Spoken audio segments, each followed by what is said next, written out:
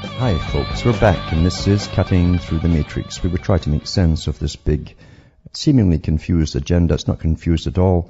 The whole idea is to overload you with so many different organizations that seem separate from each other but are actually working towards the same goal. As I say, it's always the same thing.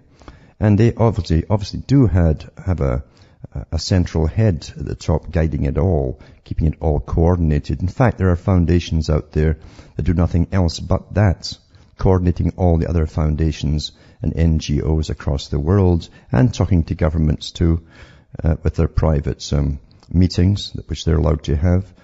And that's what's really guiding your life. You're meant to think they're just competing parties all demanding different things, but it's not that at all.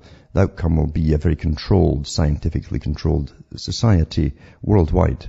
And that's what it's about. If you went into the NAFTA agreement, it's the same as every other free trade agreement that's been signed in Europe and elsewhere, and all stemming from the great idea in Britain and from the British Empire, in fact, where they said they have the free flow of goods and services and labor across all borders. And of course that was taken up by other authors like Jacques Attali, who wrote about that too, and how there'd be a whole class that would be on the move across the world, and they will be the high bureaucrats in the age of world managers. We're in the age of world managers already. We don't have national governments anymore at all. And they're all on board together to get us going into communitarianism, as I'd like to call it, which is the supposed, and I mean supposed, decentralization of governments, where you live in your little community area. You'll have to grow your own food, basically, eventually. Anything extra you borrow, you have to have a representative going to the World Bank for loans, and then you'll all have to somehow pay those loans off. It's the global village idea, too. Same old thing. Many different terms for the same thing, and they like to change the terms just to keep you in the dark, which it does a good job of doing with most people. But that is the idea, is putting into communitarianism and volunteerism, as they call it in America. They don't want to use the term community. It's still got connotations of communism, you see. So they're using volunteerism for your area, your little area. It's all under the habitat idea, sustainability, and Agenda 21. If you want to find more about it and why it's rampaging ahead across the world at the same time. Last night someone asked me too about National Public Radio and how they're funding and so on, and what are they really there for? Well, they're there to propagandize you. That's what anything that puts itself down as a charitable organization. It has an agenda to fulfill. We also have public broadcasting networks for television too, and we get the same ones in Canada that they do in the States, the same programs. And every so often they come out with these awful drives with their tin can rattling, and they don't even need that money. That's a show, folks. It's a show, because these guys are all founded or paid for and funded by the big foundations. And they do, as long as they put out the same stuff, which is propaganda for a form of socialistic world system where we all comply. It's meant to prepare your minds for compliance. That's how propaganda works. They don't just come out and say, be a new person tomorrow. They work on you until you're ready to be a new person tomorrow. Remember all these articles I've read to you about mind control groups being used by governments, and I've read some of them for you that officially work with different governments. And what they said is, if we can't change society, we'll change society to suit the government. If you can't change government to suit the people. So that's what they've done. They'll change you. Very old idea. Bernays knew all about it.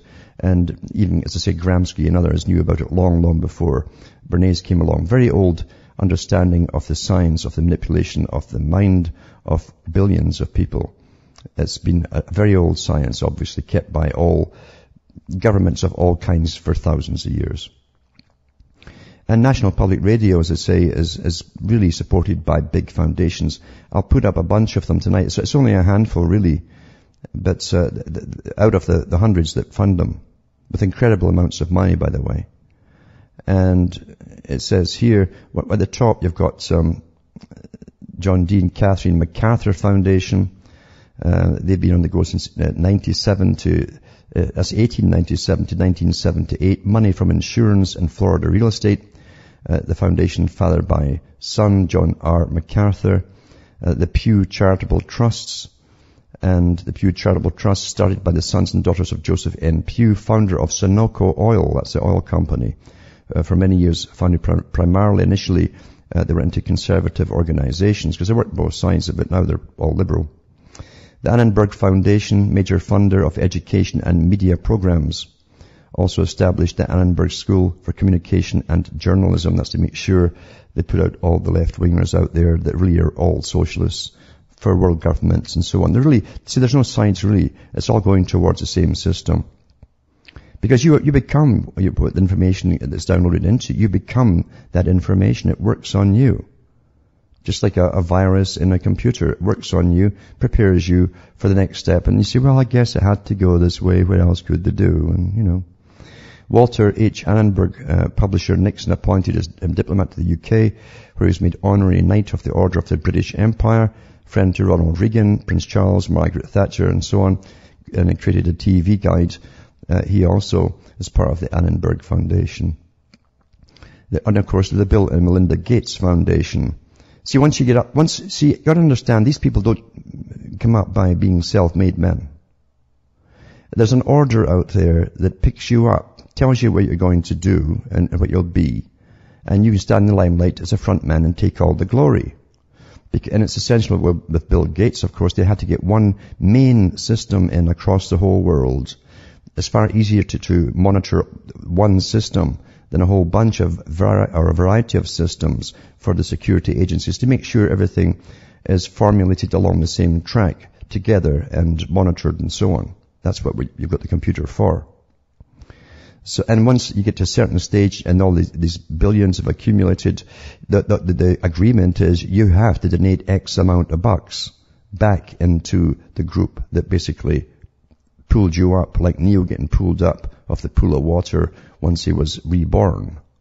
If you remember the first movie.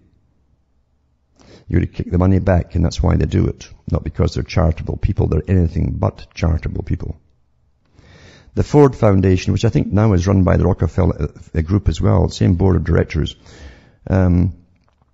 they also funded a major fund of education and media. The Ford Foundation contributes to NPR as well as other public media.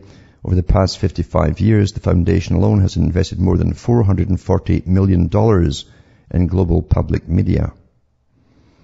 And then it's got the Beta.Ford Foundation. That's the actual link. I'll put these links up for you to have a look at. And the NPR financial statement too has got a PDF for that. I'll put that up as well. And the board of directors appointed by the President of the United States. I'll also put that one up as well, because you also have public taxpayer money going into it as well to make sure that America produces the right kind of people that the overlords want. That's what it's all about. So I never watch these things. It's so transparent to me when you start watching. A couple of minutes, you know exactly where they're, even shorter time, in fact, you know exactly where they're going and how they intend to twist your mind into one area or another.